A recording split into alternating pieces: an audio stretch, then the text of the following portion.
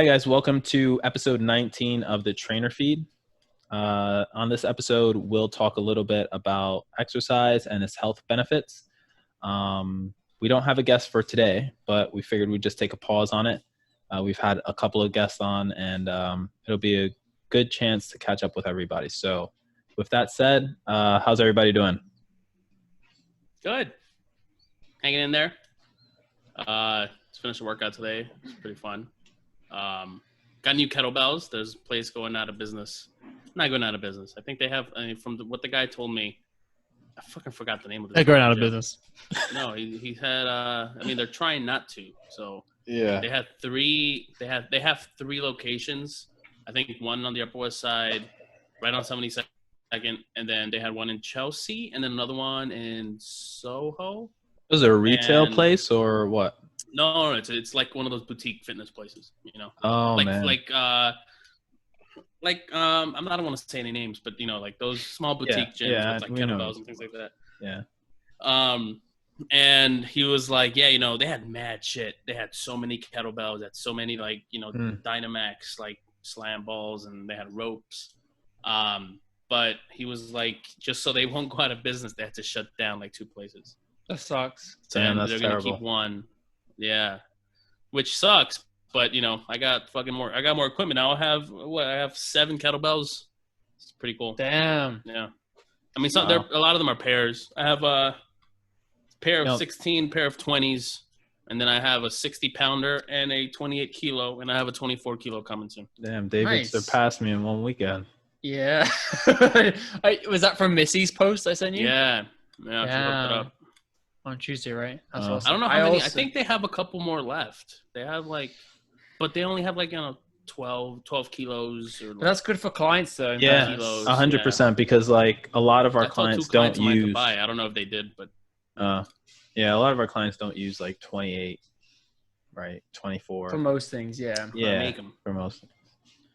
Yeah, I actually got some kettlebells delivered as well. I got my second 28 kilo, so I got a pair of 28s now. There you go. And on you can lift that. like I said, who was Shit, using the bro. 28s in the photo shoot? It was me, Wow. wasn't it? Yeah. 2 reps. Yeah, right. And then I also got a 12 kilo that finally came. I know Angel was quick with a shout out last Friday. It came within a week, came Wednesday, which was awesome. Shout out to Rogue. And that's going to be, shout out to Rogue Fitness. And that's going to be Hashtag awesome spons. for being able to train outside of people. So it's got that. I don't know if I got anything else ordered. No, I've been playing with the mace, which we kind of looked at, and trying to watch videos on how everyone else is doing it. And funny story is I saw my doctor on Wednesday for a post 6-month checkup from the surgery in February, which I always figured I had. And we were talking about working out, and he was telling me how similar to what you said, David, when you go to somewhere where people are selling kettlebells, I don't know how, but he said someone stole one of his kettlebells. I don't even know how you steal 20 kilos worth of iron, just put in your bag and stuff. But Just pick it up and walk away, bro. yeah, but you eat 3 blocks and someone's going to catch you, right? Because that's not light. But he pretty much was talking about the mace as well. And he was, again, this is from orthopedics. He was saying orthopedic game. He was saying a lot of people have this angle of the elbow and they want to avoid. He was just saying even he himself said it's easy to get injured with that stuff. But No shit. Go from one injury to another. yeah, and that's the doctor saying that. But You got to follow this page called Kel's Bells. She does a lot of that shit. I think I sent it to you guys. I think you She's sent it to us. really Yeah. proficient She's in the all one that wearing the stuff. jeans in the workout. Yeah, she's really proficient in that stacked. shit. Yeah, but it's cool. It's fun. I took it to the park on Wednesday just to kind of mess around or whatever, and I actually really like the mace as replicating wood chopping core activation patterns. It's phenomenal, or rotational patterns, and it kind of swinging and movements in the transverse plane. It's awesome. Whether it's some sort of golf swing, whether it's a hockey slap shot. They're it's similar things you would do. Angel has the Viper that you would do with a Viper.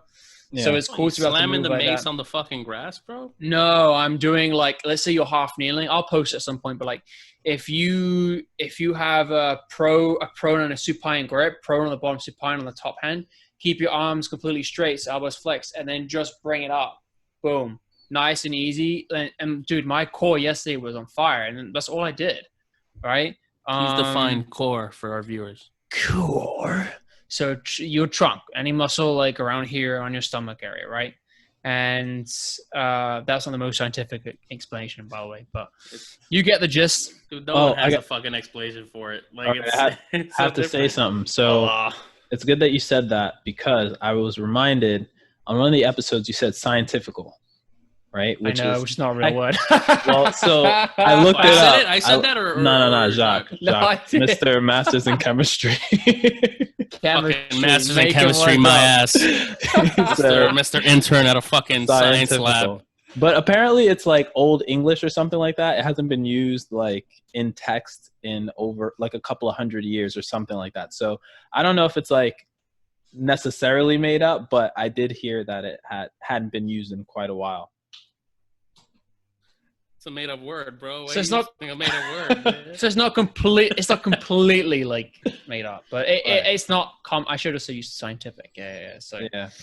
But I think you said, I forgot what it was. It was like scientific studies or something like that. I was like, oh, man. Scientific studies is or probably. I've used that before. I'm gonna leave the chat. Angel leaves the chat. I'm head out. Oh shit! Or probably I think I say peer-reviewed studies. Yeah. Peer-reviewed studies. Yeah. Or the research states. It's kind of what I've been doing as well. But Angel, what about you, man? You know, doing what I can.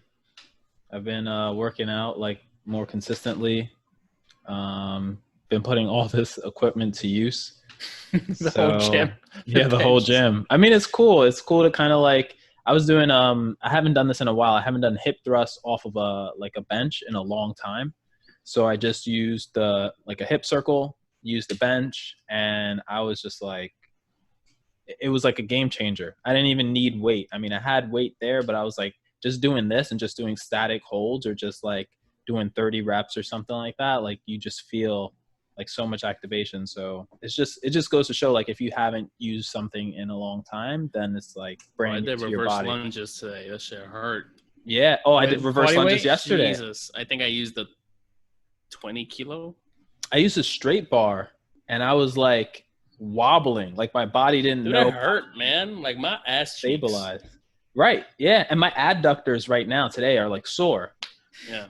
It's just wild how much activation you get. I think my shit is bruised, bro. Like, fuck. How are you holding it in a goblet? In a goblet hold like this? Yeah. Bro, come on, man. You complain about me using 28s? You just pick them up, bro. Like, fuck. Bro, I lunge with 28s. Come on, I lunge with a pair of 28s, bro. Did you see Mike Boyle's what was it, that webinar on Tuesday or Monday? It was amazing. Monday. So when he spoke about, he was talking about just training kids, and he was talking about training kids and like if you should go for like general training or sport specific training and what age to start at, et cetera, et cetera. It was very interesting, and we can talk about it a little bit later. But one thing that he showed us was that most of his kids, probably in their teens, like I guess like 15, 16, are split squatting like 70 pounds, like 60 to 70 pounds, both boys and girls, just like holding it in a goblet squat and just like a goblet position and then just doing split squats.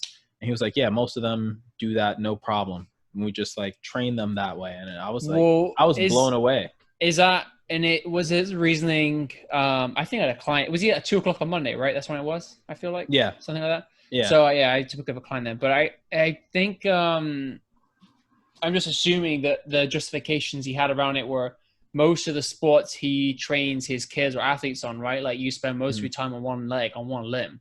Yeah. Right. When you generate power, whether it's skating or it's running, you explode off one limb. Did he kind of rationalize it was around that? I don't remember him saying that. I mean, I'm sure maybe I missed it. I don't know. Maybe Angel, you picked it up. But I think what he said was just about just general strength building, at some point. Because he said he was not against squatting. Like some people say he's against bilateral squatting, but he's like, I'm not fucking against it. It's just, I think especially when you're younger, when you're a kid, you need to pick up those, bilateral strength patterns. And I think, and I think it's with a lot of things where if you're training a kid, if they're young, you gotta just let them play, basically. You can't just if you're gonna specify him in one thing, you're gonna get him hurt. Him or her, yeah. Him or her. But yeah, I think he said like from age like up to 10 or 11, like he just has like general play. And then he said from like 11 to 15 or 11 to 16, just have them focus on 2 sports. And, you know, Even a lot 3. of people, yeah. And a lot of people were just like, what do you mean 2 sports? Like my kid should be, you know, all-star pitcher by this time or whatever. It's like you got your 12-year-old. He was like, he's like your fucking 12-year-old isn't a pitcher. I mean, he didn't curse, but he's like, he's not a pitcher. Like, stop. Yeah. He's like, we could, you know, he could play baseball, but you know, there's like, that's. I mean, it just comes down with specificity. If you want a 12-year-old to get to be a pitcher, and you just train him to do pitches, he's gonna fuck up his shoulder. Yeah, he's gonna blow out his shoulder before exactly. While he's still in an age range where he should just be playing like a bunch of sports, like different sports, and just hanging out, you know, doing what kids do, running, jumping, bounding, all that stuff.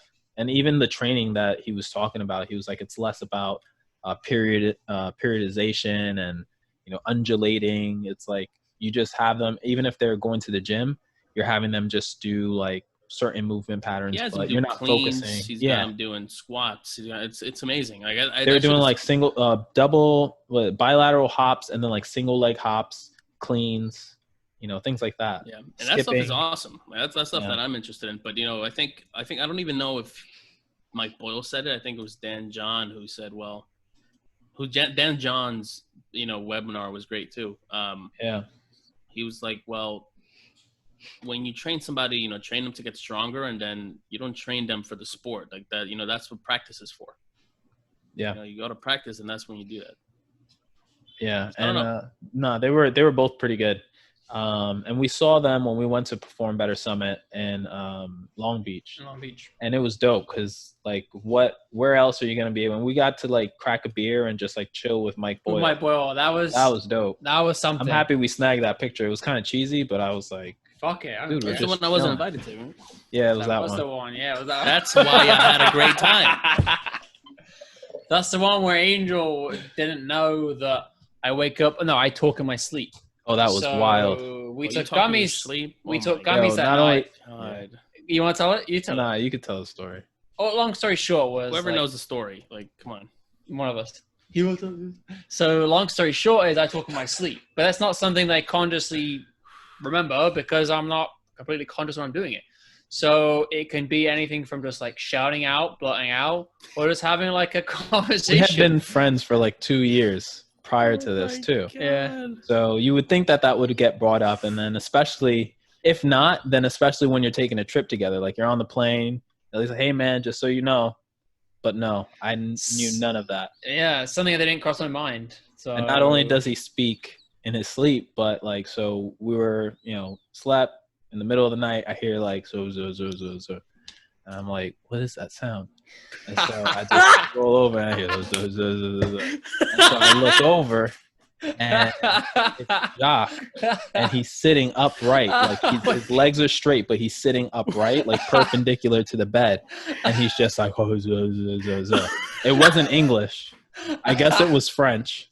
He just started speaking in French, and I said, fucking exorcism of Jacques. Like, yeah. I'll be terrified, bro. Yo. Oh my God. Respond. I don't even remember got that. up. I put some water. I closed the door. I went to the bathroom, closed the door immediately. I looked it. And I was just like, all right, this is either a zombie fucking apocalypse. Right. It's either the start of a zombie apocalypse or I don't even know.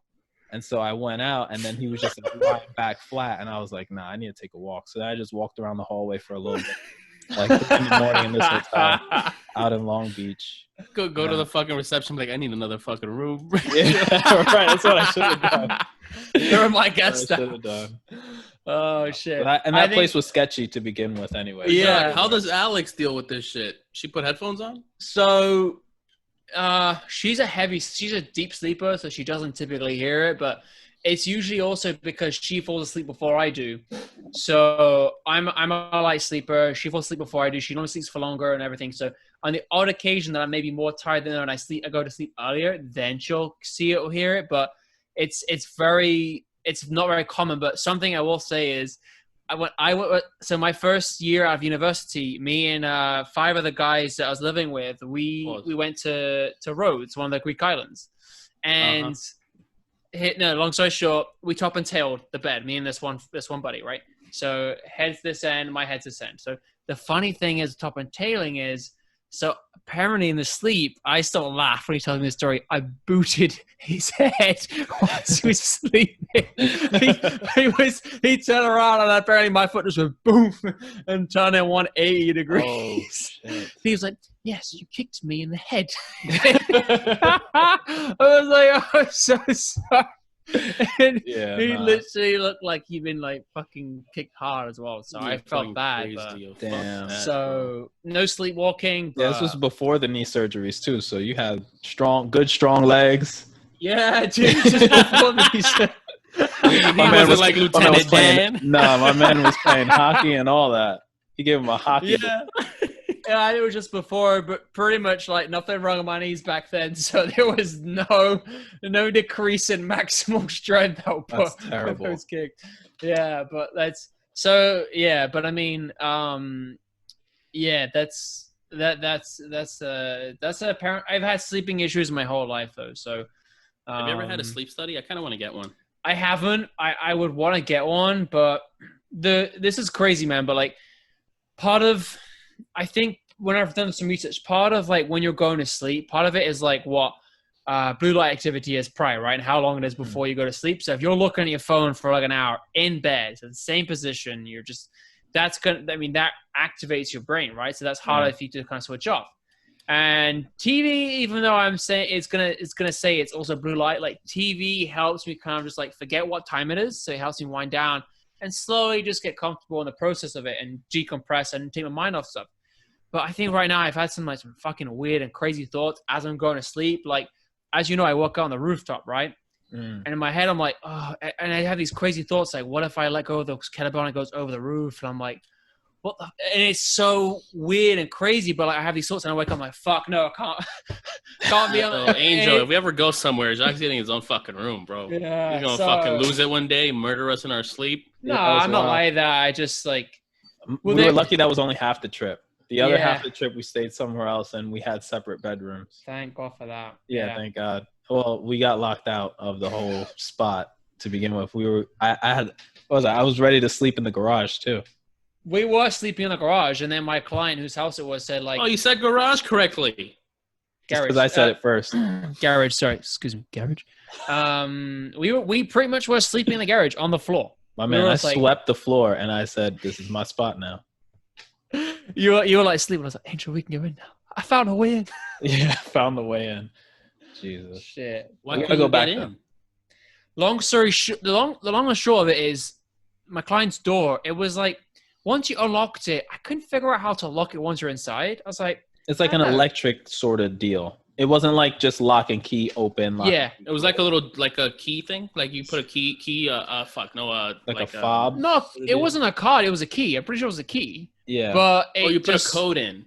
No, not even. It was a key. I'm pretty Okay. sure it was a key, wasn't it? Well, whatever it was, Might it have been. was. But there was some magnetic deal to It it was too. something a little confusing. I mean, it was a nice door, right? Fancy door. Yeah. And I never realized. I was like, damn, like, and I think we went to put laundry in, right? That's what Yeah. it was. Yeah. And then thank fuck, like I had my keys, my car keys, wallet, phone, everything. I think Angel didn't have anything.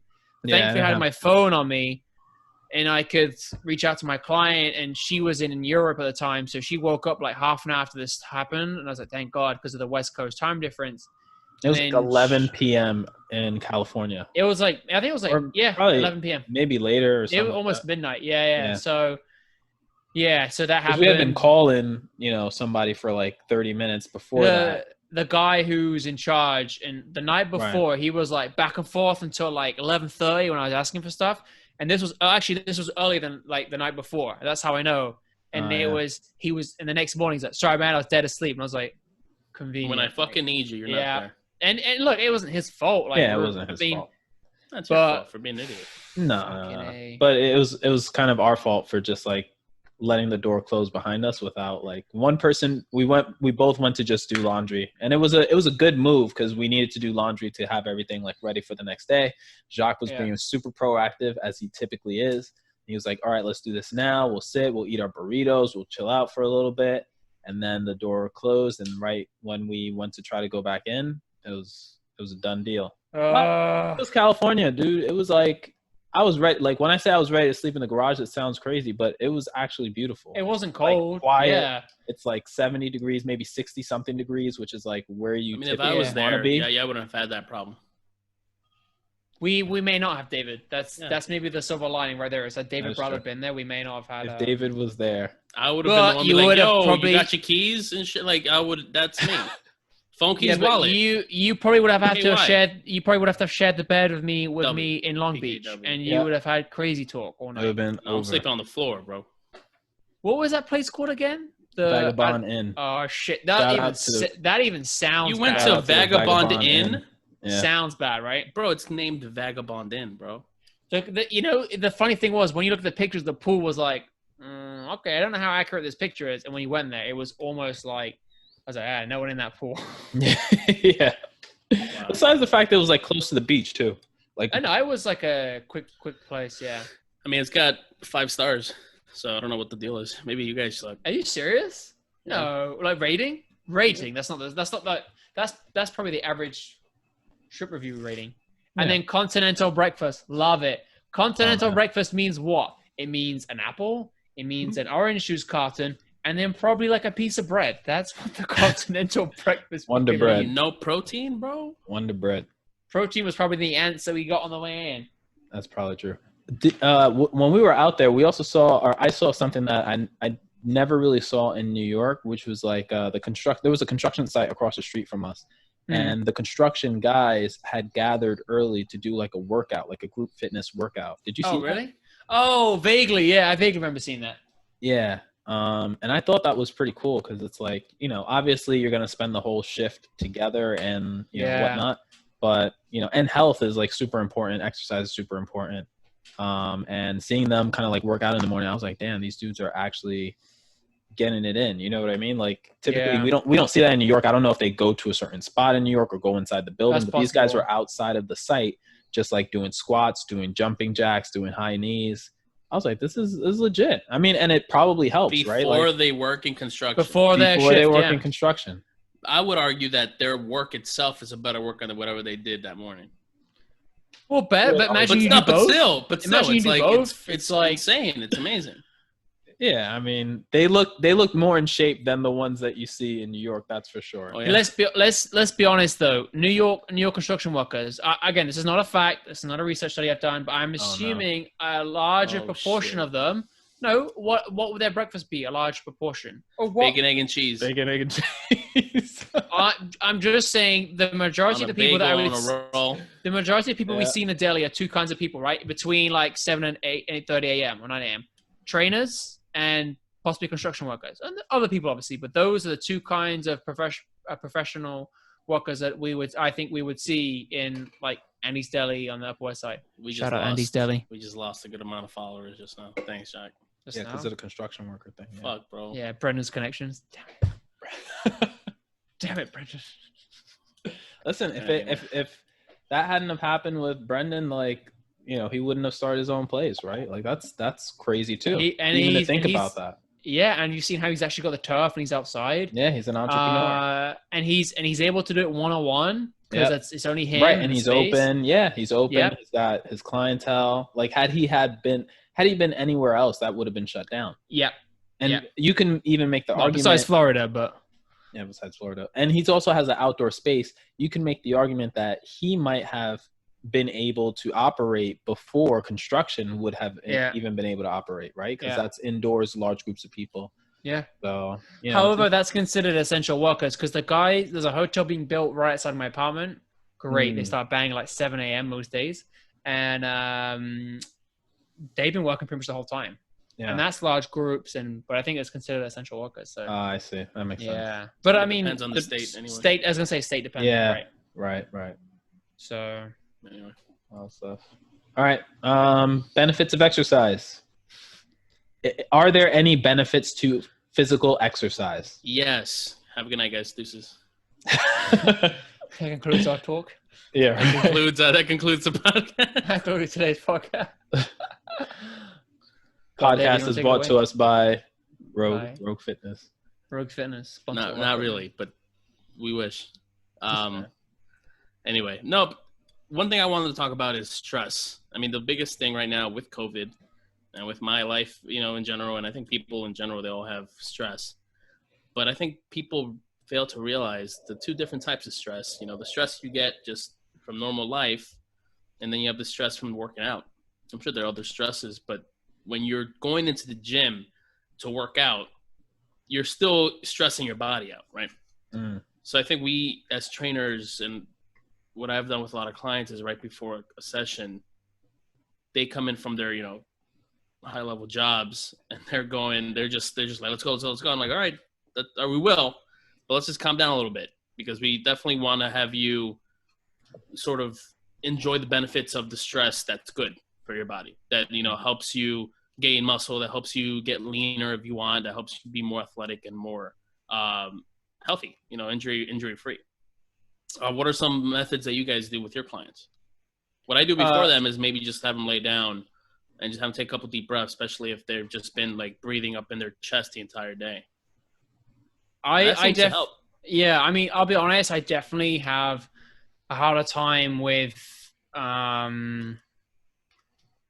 ensuring that everyone always gets a bit more time than they should with like either decompressing from their day or properly properly getting themselves in mental preparation for something. That's something that I feel, and partly why is because I understand the stress, and that sometimes if we are pushed for time and we only have a window. And it's not to say that the warm up or the decompressing or the mental preparation isn't a efficient process, but something I'm guilty and need to enforce a bit more with my clients. And I mean, look, it's also when you ask someone if they're ready to go and they'll say, yeah. And then as soon as they say that, they're like, oh, this is hurting or this is feeling achy, you're like, all right, even more reason that we take it down. And more often than not, I think David has told me this in the past, like if you take that 5-10 minutes to make sure we really roll out or we stretch, that's usually the time frame where they tell you everything that's gone on in their day, everything that may have stressed them in the week or day prior. And then this picture is all painted and you're like, all right. And then that way, the rest of the session, you've got all the information you needed to gather. And now you need to know, all right, I've slept like trash for 4 days in a row, for example. All right, so deadlifting might not be the best idea. Okay, like even though we're meant to do like a 5x5 deadlift today, all right, we're probably going to do a 4x8 or 4x10, and it's going to be, instead of like 80% of his RPE, one rep max, we're going to do it more like 55, 60%. Like those key pieces of information help you modify your program like right there and then. Yeah. Yeah, I would say the same thing. Like I kind of do like a mixture of what you both were talking about. And sometimes I even incorporate like some low intensity, like steady state stuff. So like I'll bring them over to the treadmill, depending on obviously like what kind of stress they're like going through. If it's like more social or emotional stress, then I feel like, rolling out is easier, because then, they're able to just like, feel like they're getting on the right track. They'll explain what they're going through. And I might stop them there and I might say, all right, here's what we're going to do. We're going to make a couple of changes to today's workout. We'll go to the cardio deck. We'll do some low steady state cardio, warm up. And then as they do that, it's kind of like, then they can start to talk about like what's going on with them and why they, haven't slept in 3 days or haven't eaten in 3 days or whatever the case is. And then you can like modify the workout from that. But I feel like walking helps. Like sometimes I'll even get on the treadmill too and just walk with them, like walk next to them while they're, talking. Because, when you're training clients for a long period of time, like, whether it's months, months, or years, like it is really personal, right? You start to know like more about them and more about their situation. And sometimes you just need to like take a break from the routine and just deal with the now. Because if you just say, all right, we're just going to do exactly what we've done before, keep everything the same, it doesn't necessarily do them justice, like mentally or emotionally, but also physically. It breaks them down.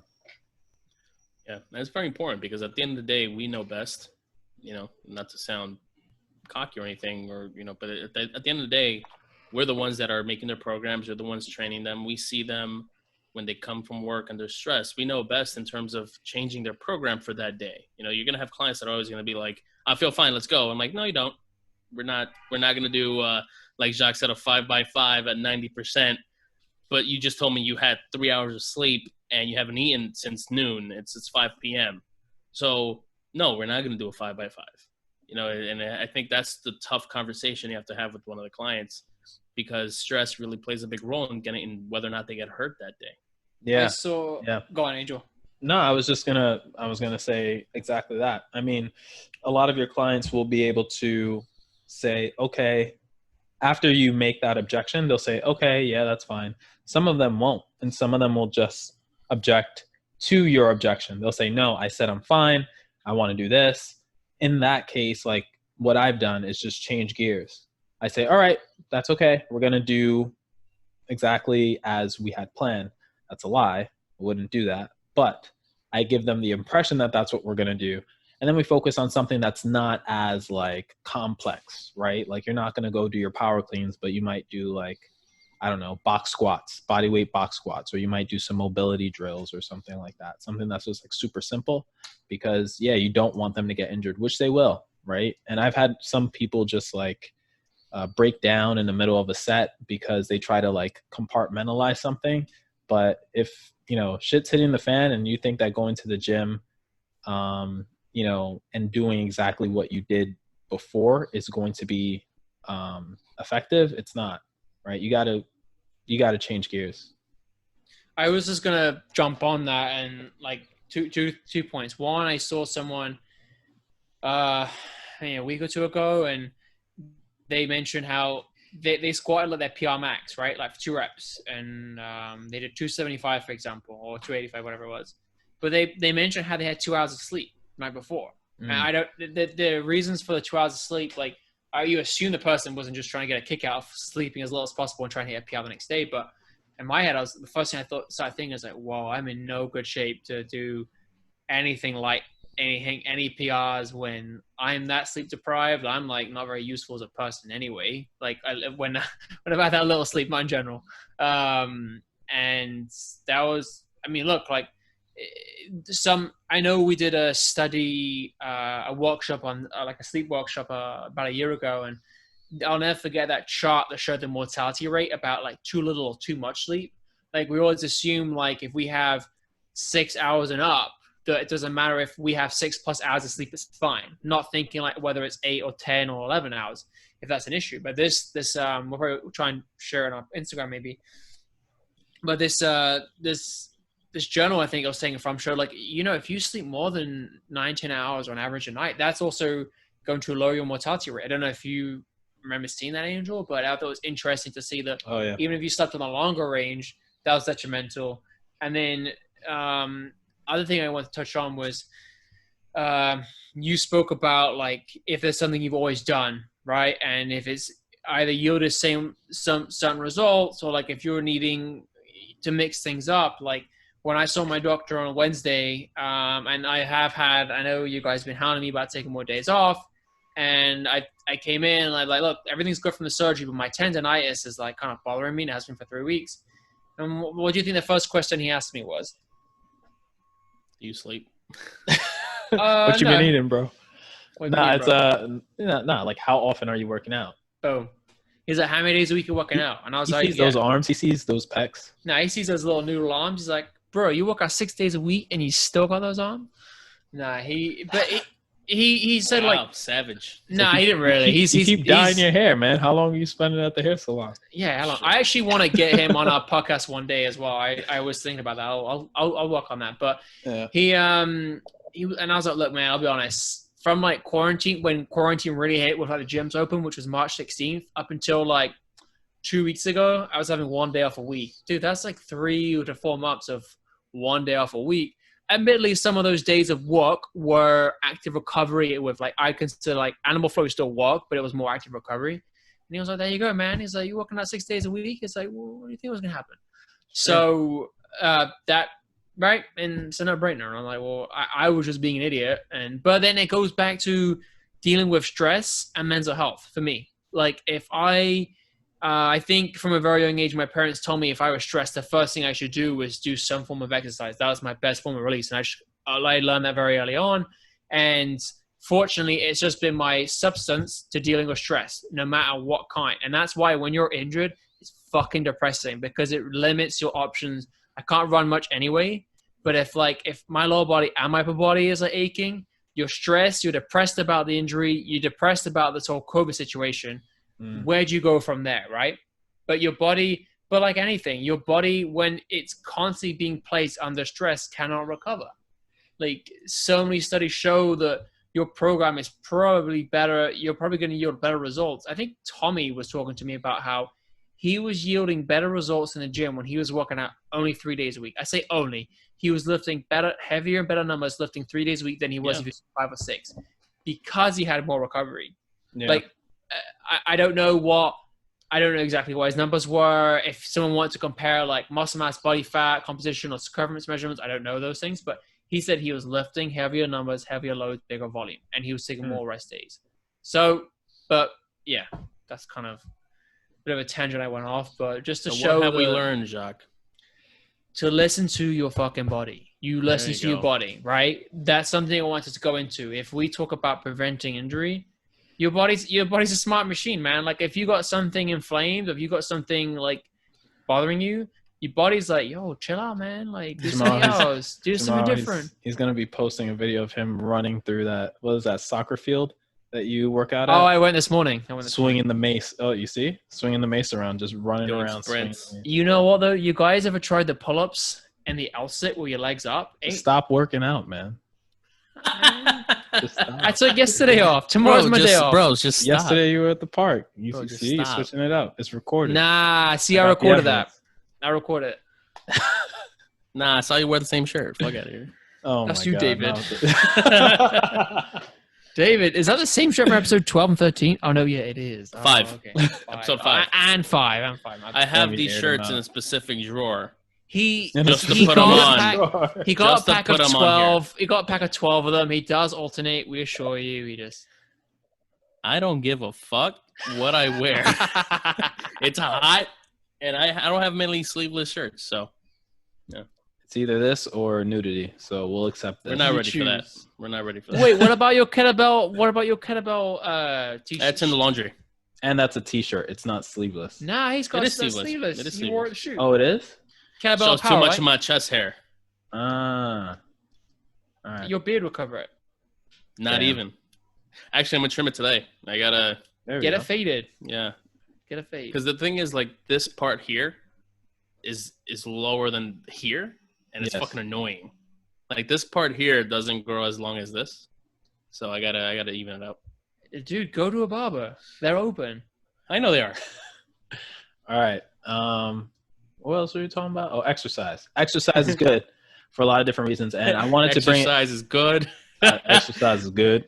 My name is Angel Sanchez. Exercise is good. I like to start off by saying exercise is good. I was talking to a client earlier in the week, and they were asking me about or we were just talking about like ideas of things to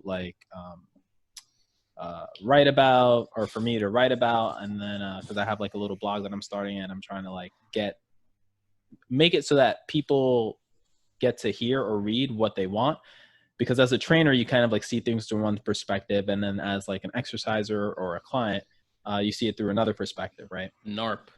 So not a NARP. I mean, first of all, you don't have to be an athlete. It's okay not to be an athlete. Most people aren't. I mean, that's why athletes are athletes. I'm just referring to Antoine's reference to NARPs. All right, Flashback Friday. So, we were talking about, little things, and she was talking about maybe you should speak about exercise, like how it's hard to start working out. And when she told me that, I was like, yeah, I mean, it's been so long since I started, right? Because it's kind of like a continuum, and you just keep going, You might have pauses, but you don't think about like starting all over. Like even COVID, right? We were removed from the gym, but we didn't really stop working out. Like we just started doing different things. It might have been a couple of days, maybe even a week, maybe 2 weeks. But you figured something else out. You started running, you started walking, biking, whatever, right?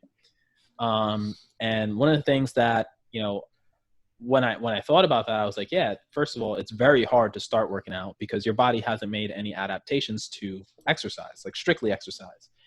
And it's the best time to start working out. But I think it's hard to do it. Yeah, I mean, it depends on who you are and what you got going on, but everybody's going to have an excuse, right? And there's always going to be an excuse somewhere, right? So for me to validate somebody for not working out, there's 10 people who worked out with more on their plate, and then am I going to say like they're just like outliers? Like that can't be true, right? Like everybody's a person. We all make our own decisions, and we all have our priorities. But it is a good time to start. But when you first start out, it's very difficult, right? Because like, think about like the first time you went out for a run and like how out of breath you were, or how much it just like hurt, right? Like your whole body hurt. Like your ribs hurt. Dude, I was pissed off. I forgot my Metro card. I had to run back home. Even that, right? Like you're just like, where do I start? I guess I'll start now. It's like, well, I was going to run from 100th Street to like 72nd Street, but now I got to run back. Like it's just silly. And then it's like, do I start now? Do I start when I get to the park? Do I start on the street? But anyway, like your body starts to hurt. Your body doesn't feel comfortable. And one of the main things that we got to understand is that your body hasn't made any adaptations to that form of exercise yet. So of course it's going to hurt, right? So like, think about all the adaptations that our body makes through exercise, right? So increased capillary density, increased myocardial hypertrophy. So you have myocardial hypertrophy, your heart gets bigger, your heart gets stronger. And then like your heart rate lowers as a product of that, or as a byproduct of that. And when you're first working out, you might start trying to work out and your heart rate might just shoot through the roof, right? And that's okay for exercise. But when you just start out and that's happening, it's just like, it's too much. So you're going too hard, too fast. Yeah. I think that, it's kind of like, you're going too hard, too fast, and you just started. So for people that are just starting out, or people who are interested in like having a long fitness journey or like a long career in fitness and not just making it like a one-time deal, start off very light. Walking is walking is a great form of exercise. And it's easier to modify. Yeah, it's easier to modify. It's easier to just be like, right, instead of having to think of like progressions and regressions to a deadlift, you can walk on a treadmill or walk outdoors and just like set it to a certain pace. And when you want to make it harder, walk faster. When you want to make it less vigorous, walk slower, right? Sometimes we just go, we almost overthink it. Like as trainers, as fitness professionals, we're just like, oh, you got to do this. And then we got all these tools. We got bands. We got little bands. We got big bands. We got, more stretchy bands. We got less stretchy bands, and bands that make different colors of bands. Right. Exactly. We got headbands. We got sweatbands. We got bands on our wrists for no problem, for no reason. But it's important to kind of like understand the people that are just starting out. Like it doesn't make any sense. If you want to run a marathon, do it, but don't fucking go run 20. Like I don't even fucking know how many miles on a marathon. Like don't go do it. 26.2. Yeah. Don't go do that on the first day. It's like. I mean, I'd be amazed first if someone really get hurt. I would be really amazed if someone does it on that first time. I would be fucking shocked. I think if you got good joints, you could do it, but it'll take hours. Dude, for real? 26.2 miles? Some people, if you got good joints and you have like a really crazy playlist. You're out of that, Jacques. Well, this makes me think, did you guys ever watch like when Stan Lee was alive, God bless his soul?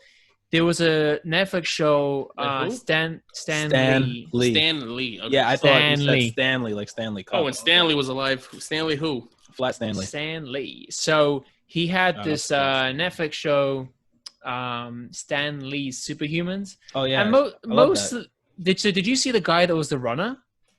I don't think I did. His ATP production, right, never went down. Oh snap. So when this guy went in the lab, the craziest thing was his ATP production almost went up. If anything, instead of being stagnant, it would increase. First of all, that was my show. That show was sick, right? Yeah. I tried to find it for Gina and I couldn't find it, but there were some of the other ones were impressive, but that was the most impressive one. That athlete, this guy, because he would literally run a whole. Sorry, go on. Nah, I'm cutting you off, but I'm just really excited about that show. Go ahead. What were you saying? I'll let you trip in. That guy would literally run all day, right? Mm-hmm. He done something like 50 marathons, 50 days straight. There was some crazy thing like that he did. Mm-hmm. And then the other thing he would do was I think he lived out west, like just outside of San Francisco, Mhm. and he would run all day. And then he'd be like, "Oh, I've run all day. Now I'm just gonna run home," as if it was like 10. Dude, he was 19 miles away from his home. He said, "I'm just gonna run home now," as if it Forrest was Gump. like, dude, this guy like, and like I said, the Wow. best part was when they took him into the lab. They're like, they can't explain it, but when he's performing exercise, his ATP production does not decrease; it increases, and it would stay somewhat stagnant the whole time. Like, Must be nice. God damn. yeah, No, I that's mean, insane. so- But assuming his joints are fine, right? But Angel, go Right, on. assuming his joints are fine, because even that is like that's a strength, but that doesn't necessarily mean the rest of his body can keep up. Can take it, right? Right. True. Yeah. And all it takes is like, anything, like a toe. It could be a toe, Yeah. and that'll mess you up because it's that one thing you don't take care of in the beginning that ends up like messing you up in the end. But that show was insane. The one thing that loved I it. saw, I mean, there were a lot of things that were very impressive, including a guy who was like he had like a crazy jaw strength. Like he was able to drag trucks with like something like in it, like a mouthpiece and attached to a truck. It was insane. Oh, think I I do saw vaguely that. remember that. There was another guy who, I mean, obviously this one doesn't have to do with exercise, but I think he was from India.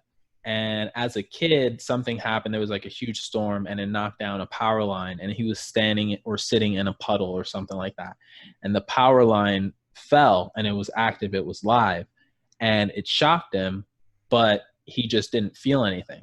Yeah, I remember Like this kid. he survived, and then he became an older guy, and then like his whole thing was like how he was able to survive like electric shocks, and they kept like testing him as he got older, and that became a thing. Like everybody wanted Passing to see current him. through him. Yeah, passing active Yeah. live current through him, which should kill a normal person, and he was just fine.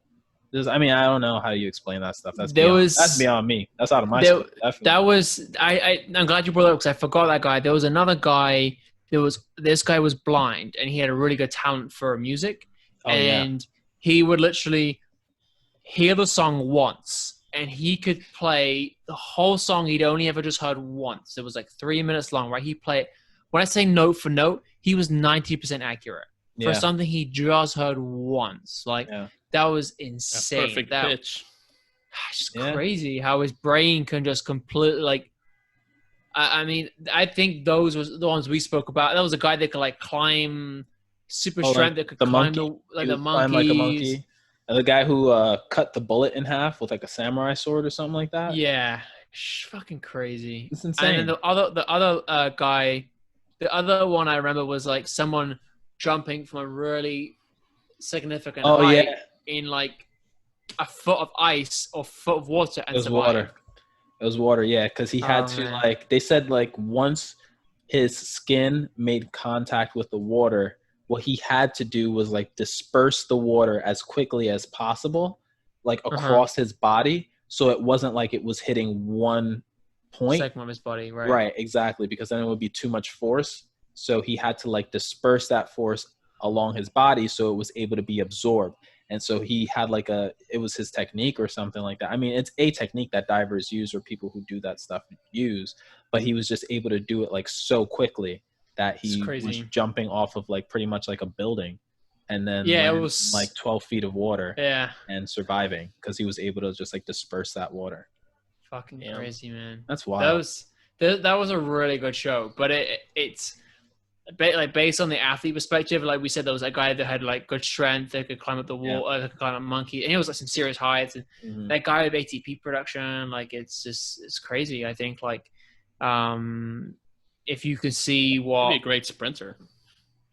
Well, I think this guy was a long distance runner though, wasn't he? I think. Oh, really? Yeah, so Yeah. he would like, again, I think that's why I'm saying like if someone could do a marathon the very first time, fucking hats off to you. But I just don't know if like Angel, I think when you did your 30 miler, Mm. excuse me, you felt your knee was a little achy a few days after. Am I right in saying? Yeah, I was So, supposed excuse me, right in saying to. I was supposed to do ice, like not ice bath, but I was supposed to ice like my joints, and I didn't do that. I mean, I Oh, didn't bro. have that much experience with it, and up until that, the longest distance I ran was 20 miles. So I did 20 miles like a little bit earlier that month, and I was like, all right, At I once? got this. Yeah, up until the 30 mile. Damn. And That's then I was just insane. like, and my body was fine afterwards. I was just, and I And ran. just add 10 miles. I had no some problem. carbohydrates, and then like I had like 2 slices of pizza 2 hours before I went out there, and I was just like, I think I could do this, and I just went. Go to bathroom before. Yeah, I had to. Oh, So yeah, that was otherwise- because it was wild. And then when I ran the 30, I think when I ran the 20, I don't even remember. No, they were both post COVID.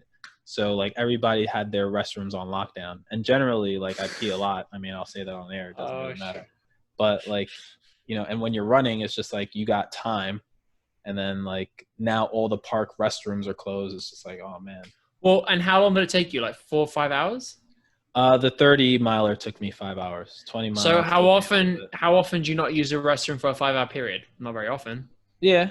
Thank So you. there's that Coming too. my defense. Thank you. No, but that's what I'm saying. Like I can't, like, whenever I've had clients, whenever I've had them, and let's say I had like a 6 till like noon straight, I'm like, fuck, what am I doing for the bathroom? It's not even like 6 clients straight. It's when the fuck am I gonna pee? Yeah, because you don't have to eat, but you definitely have to drink water in that time.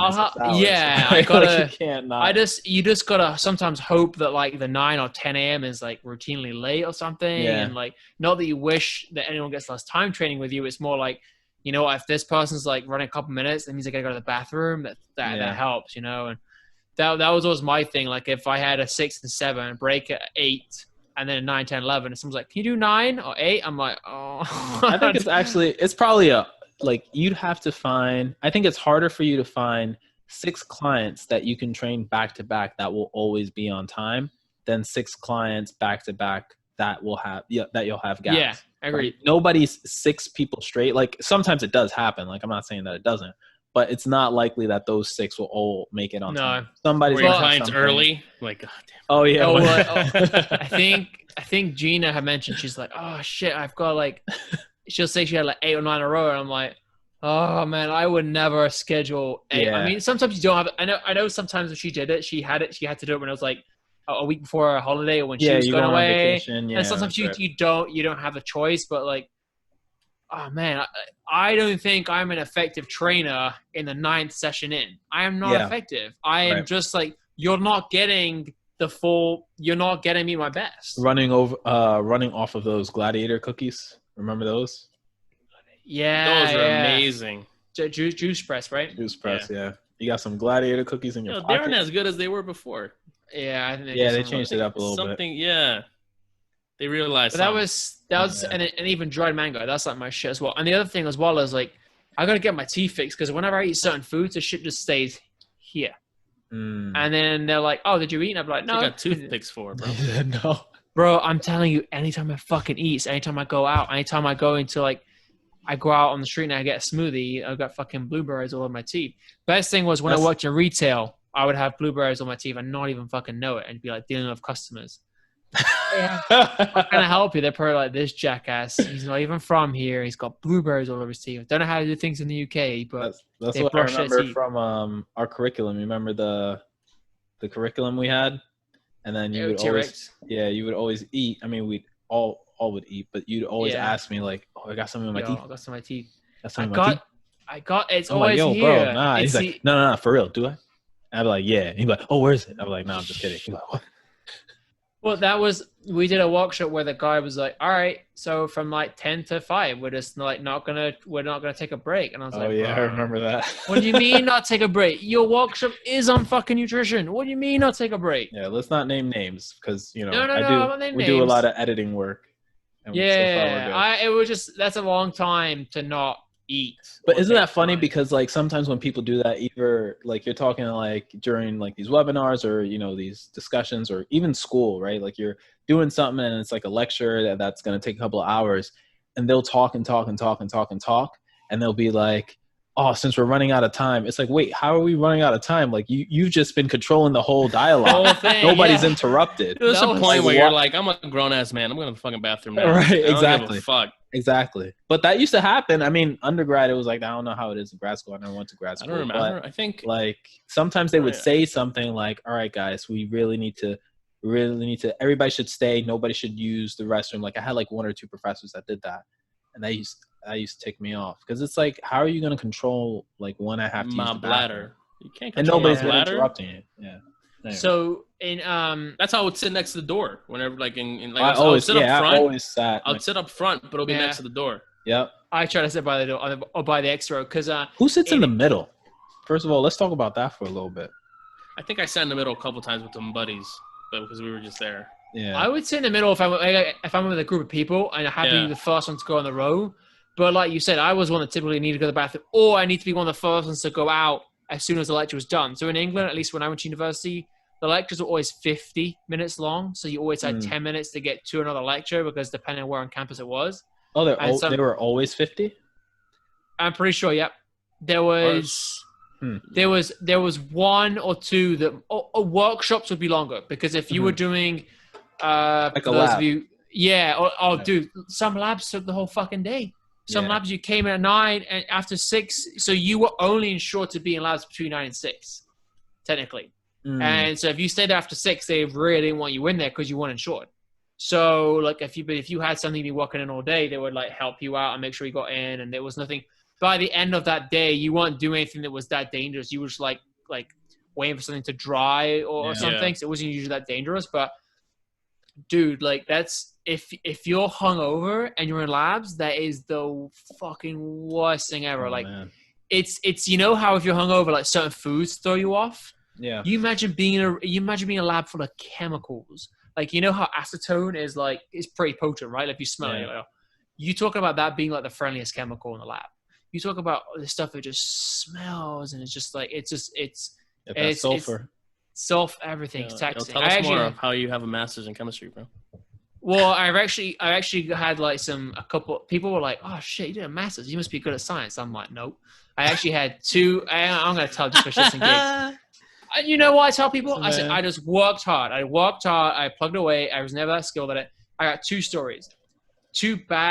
I had 2 stories of bad experiments gone wrong in the lab, right? So You make a bomb, bro?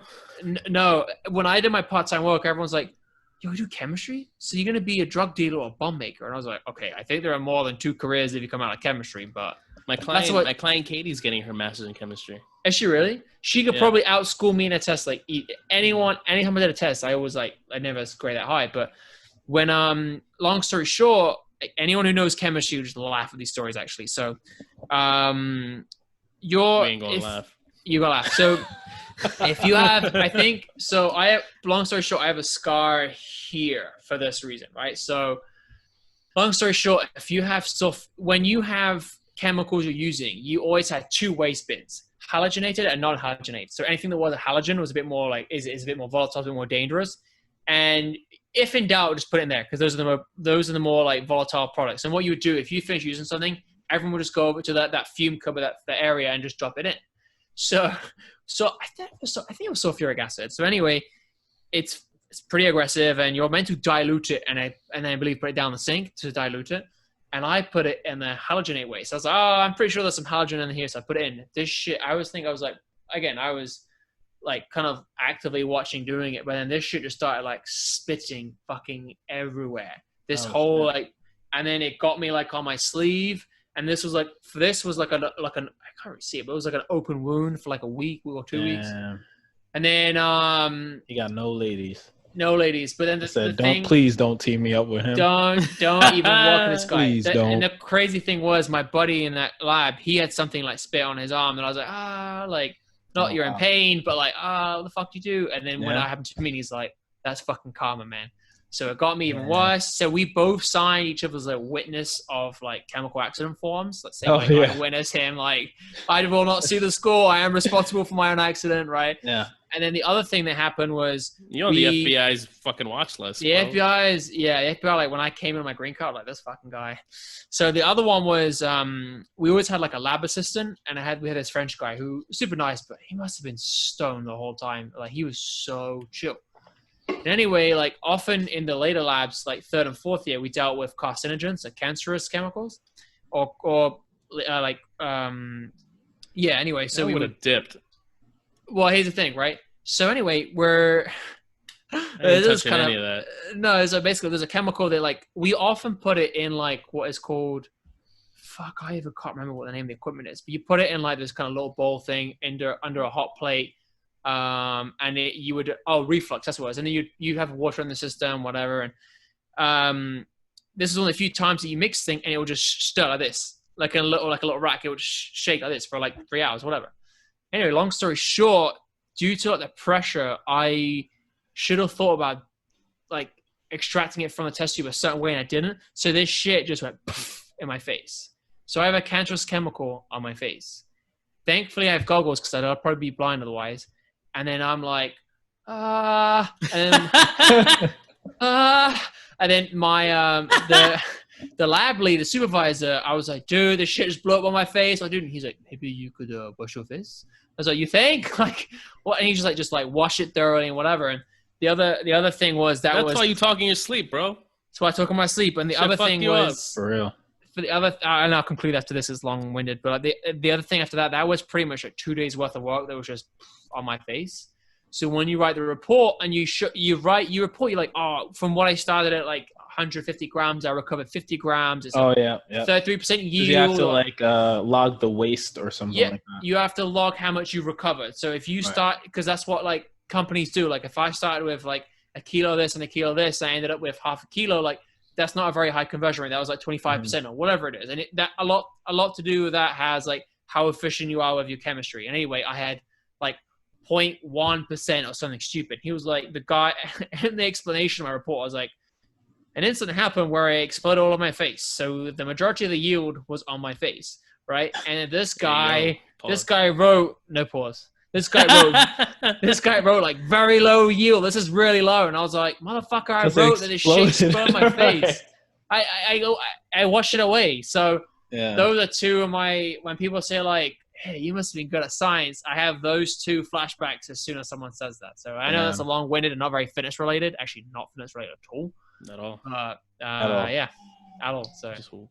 But I went on. I took some chemistry class because I graduated with a bachelor's of science, and they said like if you want the bachelor's of science, you had to take like statistics, you had to take chemistry, and then research methods and something else, or else you would get like a bachelor's of arts in exercise science.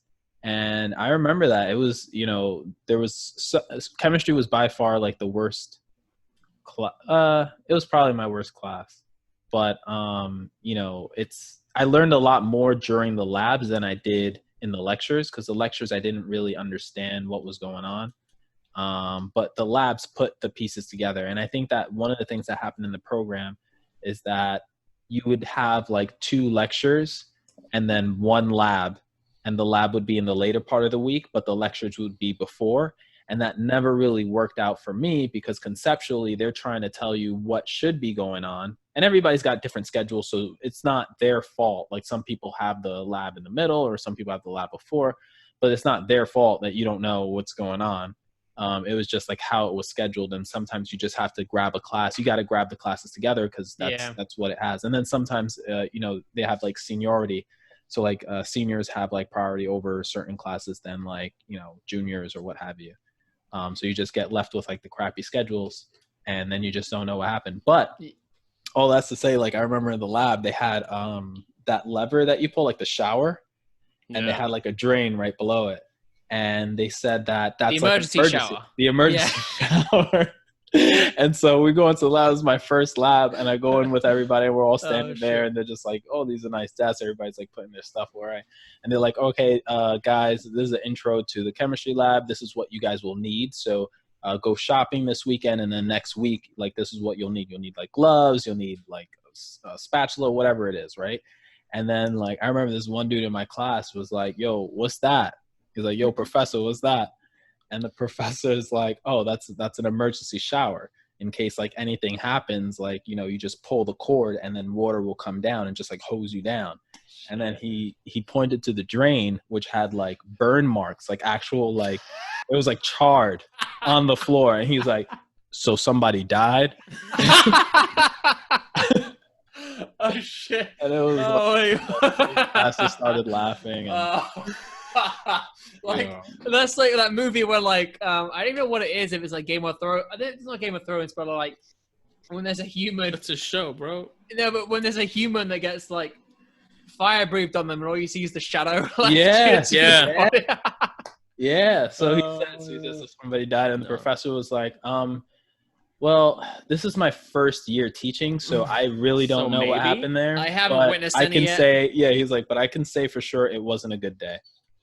Wow. I was like, No, yeah. I didn't take chemistry in college. I think I took chemistry in high school. I liked it, but I think at that time I was like kind of lazy. I think I was senior year, and I took a chemistry class, and I got a little lazy. It was fun. I passed, but then in college, I wasn't required. I think the only class with the lab that I took was forensic science, where we had to do like fingerprints, blood spatter, and like fucking I'll rigor jump- mortis and shit.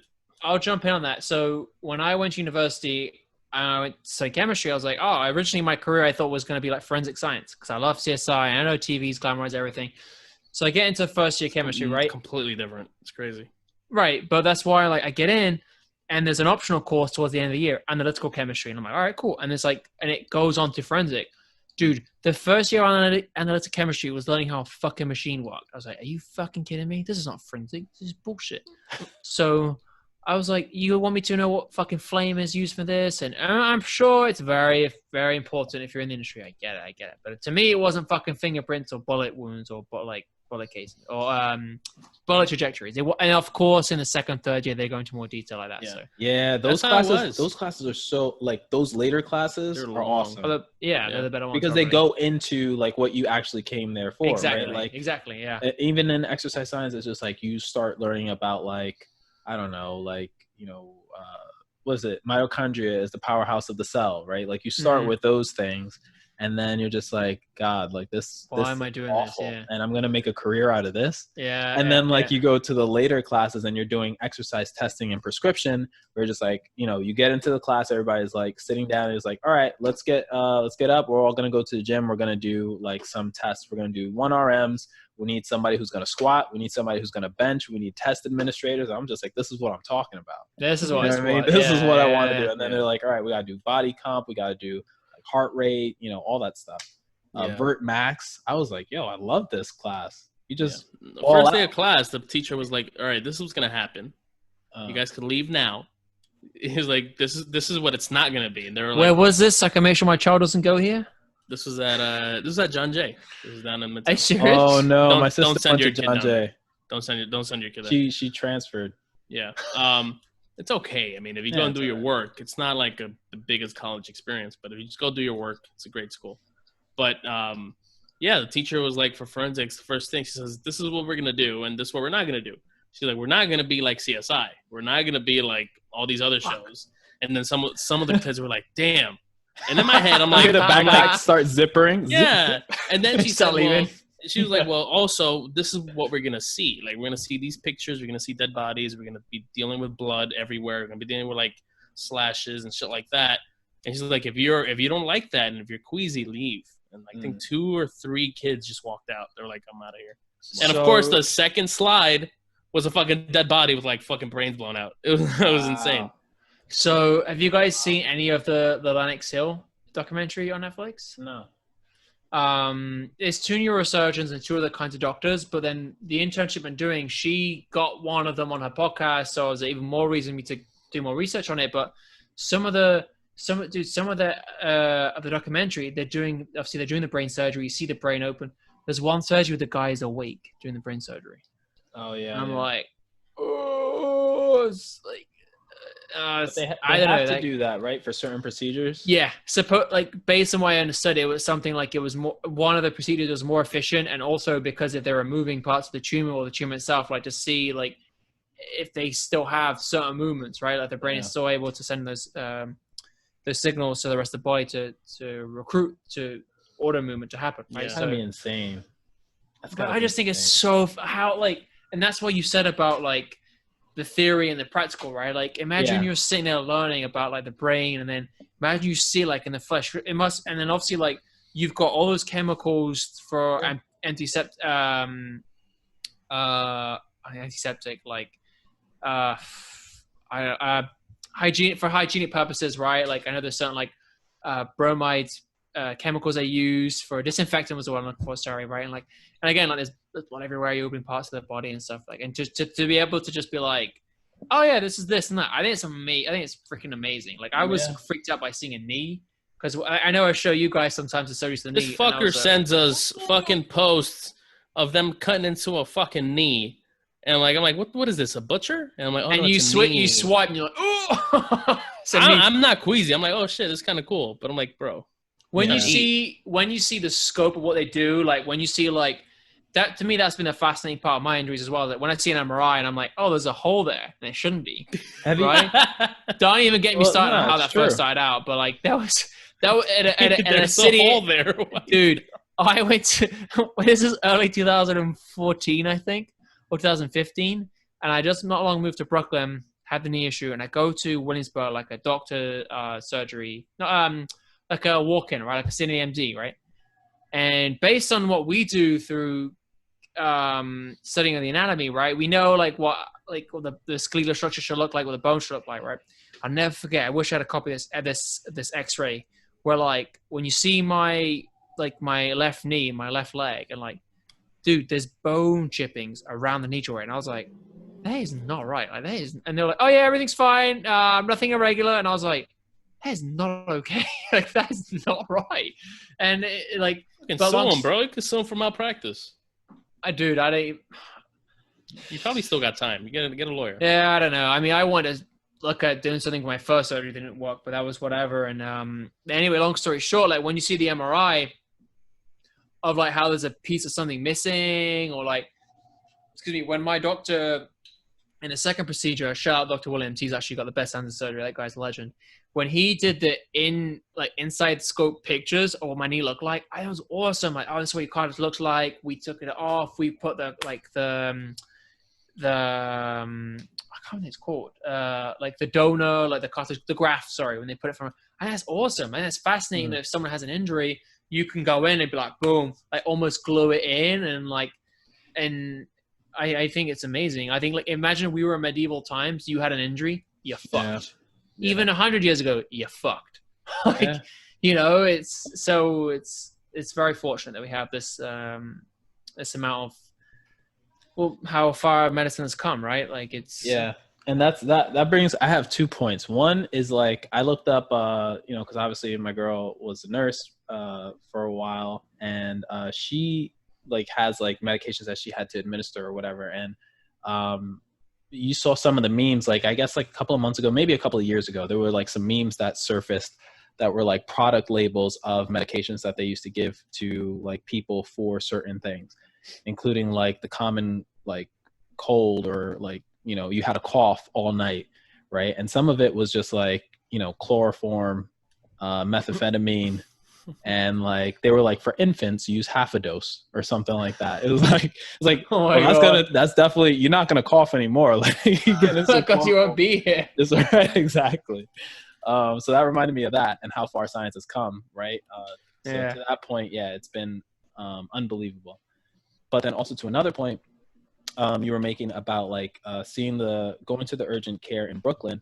I had read something the other day from one of these industry leaders. I don't know if it was Eric Cressy or somebody who like does sport performance, definitely. And I think it was for baseball.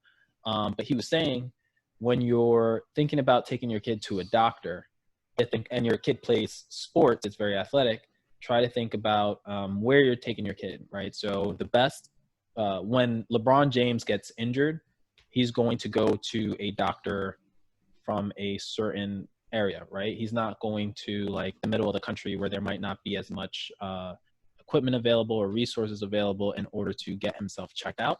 He's going to like New York, or he's going to LA, or he's going to wherever, Florida, Texas, in order to get his stuff checked out. And to try to replicate that for yourself, or to replicate that for your kids, if you're treating your kid like an athlete, you should definitely think about where they're going to get treatment. Yeah, and that's the thing. Like that's part of it, is doing your research, right? Like I think, not to name drop, but like when I originally had my first doctor and I did a research, I was like, oh, he did a bit of work with like the Pittsburgh Steelers or something. And when I researched the guy they put me onto, I was like, holy shit, this guy is the doctor for these teams, and then you do the math. You're like, who's been injured in that time at that team? he's done their surgeries, right? Like, Yeah. and we're so lucky that I think in Devon, New York, the HSS, the best hospital for surgeries, I think, in the country, based on what I've learned. And like, but it's like anything. You just have to see what it is whatever's wrong with you. But I think like it's going back to dealing with injuries and knowing how to prevent them. I think as soon as you have a window of an injury that's hurting for more than like a week, like what are your action steps? Like what are you going to do past that? Like, okay, it's hurting for after a week. Like anyone or any client who tells me like, oh, I've been popping like 10 Advils a day and it's not gotten better. I'm like, well, crazy. That upsets me a little bit. I was like, cause you gotta be smart on that, man. Like if you take an Advil and it's not doing anything, you have to change the treatment of the issue. There's something else you have to do. You have to do something differently, right? So whether it's you see a professional, whether it's you, and this is a little bit again, like sometimes when we check in with clients, if they're doing something that's hurting them, but they don't think of it, or like a prime example is someone who keeps coming to sessions first thing in the morning with back pain, right? Like, oh, but they didn't tell you they sleep on their front. I mean, I sleep on my front, and that's why sometimes I have back pain. I know that's how it is. But boom, like it's the same thing. Like if you're seeing a patient or if you're seeing a client that they're not telling you they're doing something, like, oh, like, and this is an example my doctor used the other day. Oh, I'm having knee pain. The patient told him, he's like, what are you doing? Oh, I'm just running 40 miles a week. Mm-hmm. Boom. Shocker, right? Right there. So he was like, oh, man, I run 40 miles a week. Like, do the bike or like, and I think like, if we thought, like we said, medicine has progressed significantly in the last like 150 years, like same thing with exercising. Like if you said to someone like, again, especially when I was told some of the things I couldn't do anymore was running. I was like, fuck, I can't do anything. Yeah. That's such bullshit. Like, especially now when like any kind of metrics on a piece of cardio equipment means you can do everything. Like the bikes, the rowers, the elliptical. Yeah. I'm just going to list all cardio equipment, but like, yeah, there's a few you probably shouldn't do, but like, you just go on. I still have that video of you post-surgery running on the skill mill. The day that will forever live in infamy. Here's the thing. That day was a big turning point because that day I was like, oh man, my knee just hasn't felt like this since before this first surgery. And I was like, oh, you told me. You were like, dude, don't do it. Because you didn't catch it on film. I was like, nah, I want it on film. Everybody was doing it. Everybody was sprinting. You know, I think it was Mike Ware started sprinting. Then AG was sprinting. Everybody was sprinting. Kelly trying to get like the fastest miles per hour. Everybody wanted to see like how fast. You know, Kelly. Oh, my football days. Oh my kills. Yeah. Right. And then you jumped on. Back in my Derek. Then you jumped on. That was a turning point. It was. Yeah, because after that, I still felt the same symptoms, and I was like, I went back to the doc, and I was like, yo, I'm feeling the same symptoms, and he was like, yeah, man. But see, there's more detail to that. But like, you have to know if someone's in their young 20s and they're athletic, or I thought I was athletic. If you're very active, like there's certain. But then that's also on my end. I didn't do enough research on my end to think like, is this procedure? And that's why when the first surgery didn't work, I did the research for other surgeries and was like, oh, what can you do? This is what happens. I'm like, boom. All right. What are my chances? What is my recovery time? What's my time look like? It's like a parent almost. You've been there yourself, and if it's your kid, you know exactly what the steps to ask or ensure. It's like the example for like as well was like when I first got my bills, and I was like, I got 3 bills. I was like, oh, that'll be it. And I got a 4th bill. I was like, oh shit. Like, what is this stuff? You know, like now you get a whole different mindset of like what to expect to pay and whatever. But like it was a research on my end. Like the first surgery they did was for someone who, let's say, if you weren't going to be very active, let's say maybe 60s, 70s, you're just going to walk most days, you'd be fine. But if you're looking to squat, if you're looking to do explosive movements, you're looking to just walk out pretty consistently on a regular basis, that wasn't for it. But it's part of the research. Like if you, like you said, your kid or LeBron, I need your fucking insurance, bro. Like, fuck. Here's the thing, right? Getting surgeries left and right. Nah, so that's what it's all about. So last year, my insurance coverage wasn't good, right? And I needed to see my knee doctor. January turned around. I won't bore people, but the difference in the cost of an MRI was $3,000 from different insurances. $3,000 was the difference. It went from $3,700 to $600 or something like that. And I'm like, private insurance, right? No, through Equinox. Oh, okay. But it's mind blowing. But see, that's where like I almost didn't go back with Equinox insurance, but I did. And then to me, it's like, well, and that's also when I got my most recent procedure. I'd hit my max out of pocket by February for the year. So I know that anything I do now is covered. So that to me, it was like, if I'm probably gonna have to get this out at some point anyway, if this means I get it done earlier in the year, whatever. But it's just, it just stuff like that has to make sense, right? Like you have to do stuff that makes sense. And again, you have to know that, like, yeah, you could get surgery for something to get something removed or something tweaked, but do you need it? It's a fine line between like, do you need it? And like, if you're someone that's in the performance, in the movement performance or fitness industry, and you tell them you can get more range in a joint, that's a very tempting offer. If I tell you you can improve your range of something, that's how I was sold. He was like, yeah, man, we'll take this out, take some of the junk, the scar tissue, you get more range back. I was like, ooh, that sold me. I'm serious. I was like, more range? Let's do it. Are you ever going to use that range or what? I try to when I've not got information, yeah. E2G, yes, digress. Or was it Peach to Beach? That's the new one I saw. Peach? Oh, I saw that one too. Peach to Beach. And then Angel found the video where someone was filming them film them. You know, I saw that video. It was Influencers in the Wild. I saw the video in the comments, all of them, the majority, that squat looks horrible. My knees hurt looking at that. I'm like, really? I wanted Sar to be like, are you guys fucking kidding me? Like, maybe one or two were like, oh, that's a great squat. But the majority were like, oh my God, my knees. Oh, she's going too low. Wow. You shouldn't go past your toes, blah, blah, blah. I'm like, come on. I mean, we still have these ideas and beliefs out there in terms of squatting, but I don't know. That's a different topic. That's a different topic, but let's be honest, right? We've all trained someone who's had a previous trainer, right? Yes. All have. Yeah. Right? Yeah. And if the thought from the client is, oh, this is better than I've ever done, or this is so different, I always try and take away the fact that there is no by any means any trainer is better.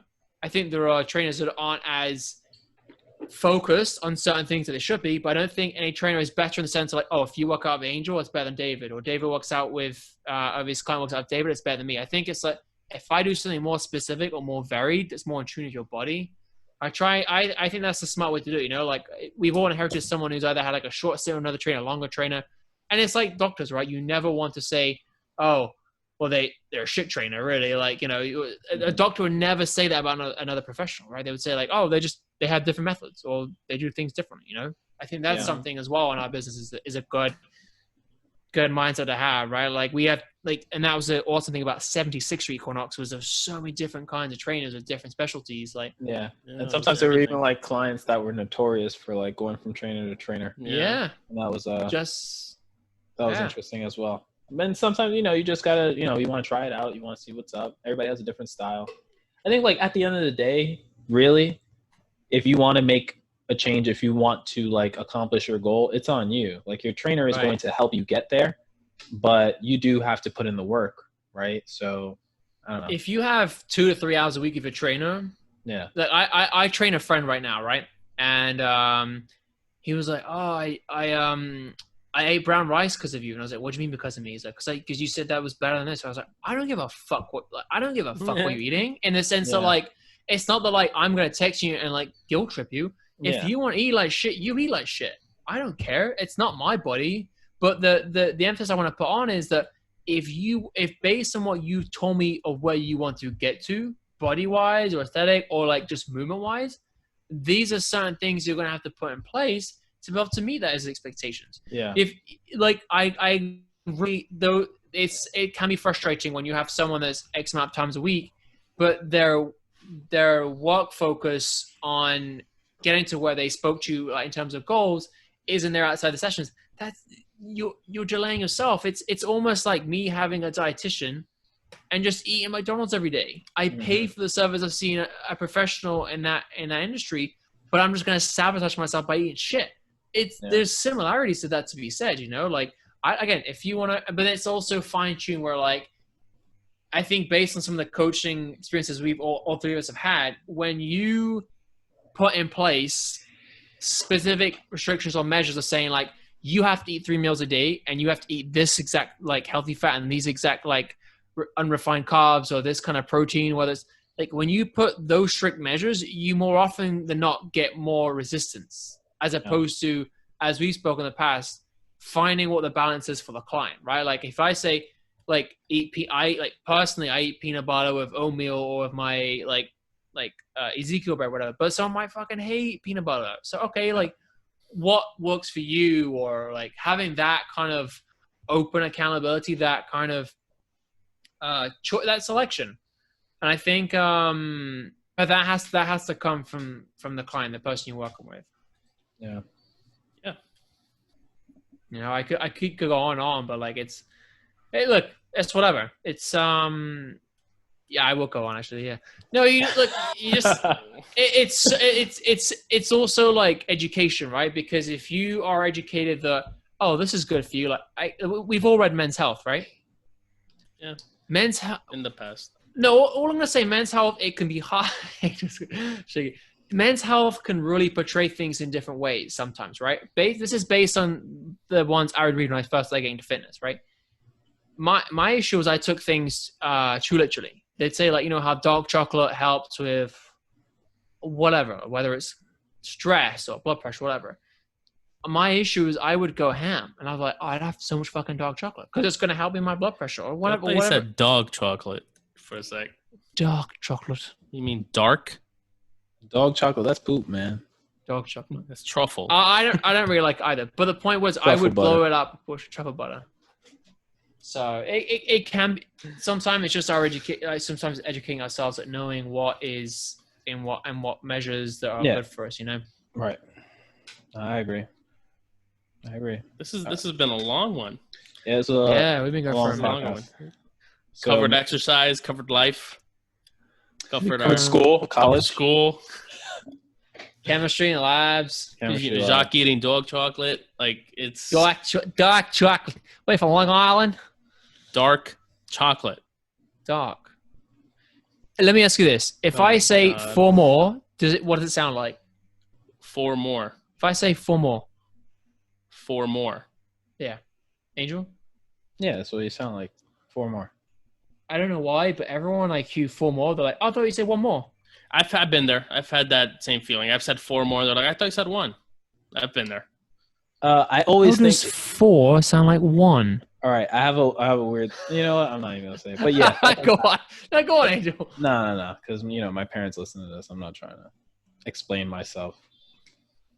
But yeah, sometimes you say things, and clients think it's something else, or you think that the client might think it's something else. So it's just weird. So yeah, counting is one of them. Trainers Yeah. can't count. We don't know how to count well. Nah, man. 2 more.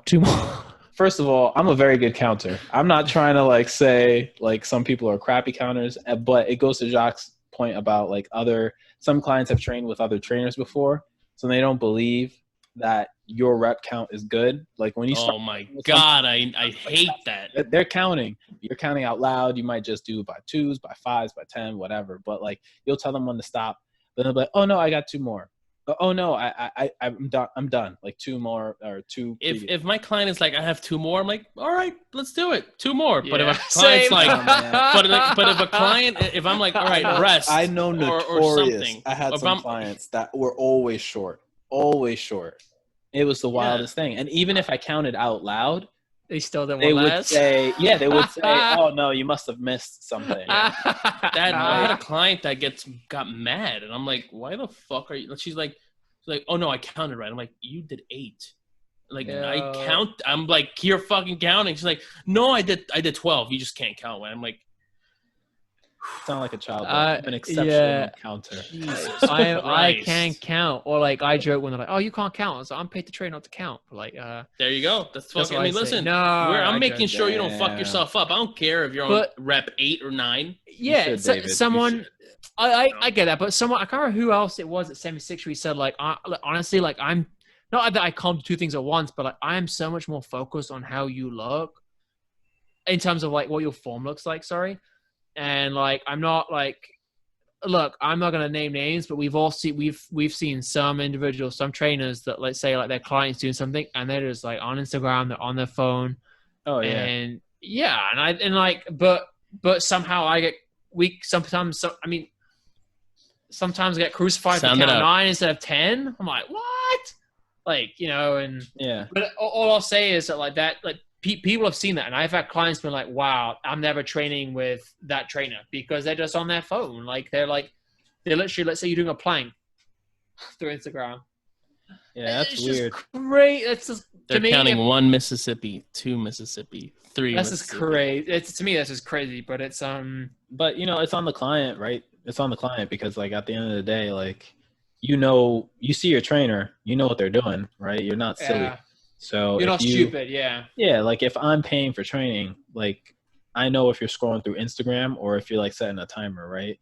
Like why would you set a timer and just stare at it for 60 seconds? But your Right, hands like, are moving I'm like working. this. Yeah, right. And then yeah, right. You're going. You know what I mean? Like I'm Or not this. a kid. Yeah, Your thumb is it's moving like, up or to the side. yeah. Or if you're like giggling, you're like, Right. Was It's it like funny? it's funny. Does my fuck plank you look laughing that, at the fucking stopwatch. Does my Like, plank look that bad? I remembered something. I remember. Yo, I won't name names, but like we all know like when the client has been upset the trainer's like, yeah, two more. And I said, you just use it two more, like 2 more, like two like a minute ago. Like, you said this was for time. Oh yeah, 10 seconds. They're in the plank. You're like, I'll be right back. And then the I'll client's be right back. shaking. Yeah. Anyway. Oh, man. Anyway, That's all funny. right. Let's. But what's all right, everyone got? guys. Everyone anything got plans for the weekend I'm just gonna be with my parents this weekend. at the BX? Yeah. we gotta get. First of all, we gotta get Jacques his headset so we can play Warzone. What? You can't use that one? Does that one? How is the input on that? Oh, I might be able, but I won't be able to speak on this one, will I? Nah, you need a. You like need a mouthpiece. bro. You connect that to the fucking microphone. This is too much. I got games To the mic set. up the block. I'll get you one tomorrow. I'll get you one today, and then I'll give it to you tomorrow. You gonna be around tomorrow? Yeah, I think I'm in tomorrow. I'm just gonna be watching hockey all day. And here's the thing: we can't. So Alex is working. Yeah, Okay, all cool. day. So we'll link up. And we were playing Warzone, but Warzone I don't think is the best. Here comes David. Warzone is not the best for you to play as a beginner because Warzone is like, you I'm do struggling. the round man. and then after you You die, gotta it's just play like you just solos. wait. You gotta put the time in. Let's not listen to David right now. Let's Oh my, listen yeah, to because me. I don't know what I'm doing when I play the game. I'm just Clearly. walking around with my head cut off. So I think what you need is reps, right? You need non-frustrated reps. You just need to Halo? walk around. You need to know how to open doors, know what you can jump over, what you can't jump over, right? Without the risk of being shot at and then just being done for the next 20 minutes, 30 minutes, right? On the gulag, yeah. Right, and then going to the gulag and then you got to fight somebody. But we're gonna do Plunder. So Plunder is another. Why is game, that funny, right? David? Because David and I played Plunder for the first time together 2 days ago. Bro, I raged David so was hard. Screaming at the Why? top of his lungs at the video Because game. people fucking stay in the houses waiting for you to fucking go do something and they just fucking demolish you. And then David would keep going back to that house to be like, nah, I'm getting this back. I'm getting my money back. I'm getting my Dude, guns I back. died 3 He just times kept the same going. person. But even when you're coming out the plane, some people get shot down. I was like, I didn't even fucking land. Yeah, they do that too. That's the game. That's what I'm saying. You gotta. That's why I say you need to play solos to get a little better at it. Too. Well, I've done a agree. little bit. Yeah, I agree. But that's still very discouraging. It's very discouraging. I'm gonna send you some videos, Jacques. No, don't. No. All right. So we'll get send you the me headset. We'll get you set up, and I think you also need the game. So You you have can it. do a multiplayer. No, because he only has Warzone. Oh, I see. So I just see, I see. download Call of Duty, you mean? You gotta Yeah. buy it. I'll get it. I'll get it. story for you. mode. I'll get it. For you. No, Don't do I story. can- No, don't do story. It's just Do tell the me what it is, campaign. and I'll do it on Campaign. I That's prefer not it to gonna help him download. in multiplayer. It'll help him with aiming and shit. I might moving know around a little seriously. bit. No, because campaign will help me be more familiar with like I said, change the weapon, know what I can jump on, just be Yeah, that's automatic. true. That stuff does help me. But just tell me what it is, because I'd rather download it straight to my Xbox. It's easier than getting the disc. All right. All Tell right. me what it is. We'll Get ready. You might need more memory. I'll just say that. Oh my god, bro. Really? You can get ready to delete those hockey games. I got like 8 games on my Xbox. It's fine. Oh yeah, you need more room. Wait, do you have yeah, I know it sounds crazy, but just It's wait. I have Do you maybe have 4 games. an external drive? No, I don't think so. All right, so I'm gonna get you a headset. You get the game, and then David and I will get you an external drive. Well, send me the stuff before you get it, just so I know as well. Don't worry, you'll need it. Here you go. Here's your pack. $200, please. Yeah, right. No, I right. mean the game itself is what, like $40? Yeah. That's fine. Yeah. All right. right. Yeah. So let's wrap this up. Please like, subscribe, share to all your friends on YouTube, on social media, Instagram, the trainer feed. Slide into those DMs with questions, concerns, issues, Sure. topic ideas. Or go straight to David Bravo Trainer. That's you go. David Bravo David underscore trainer. Bravo underscore trainer. There you go. So throw the DMs that way. Everything else, the trainer feed. He's gonna be David's gonna be very welcome in his DMs, or slide right in.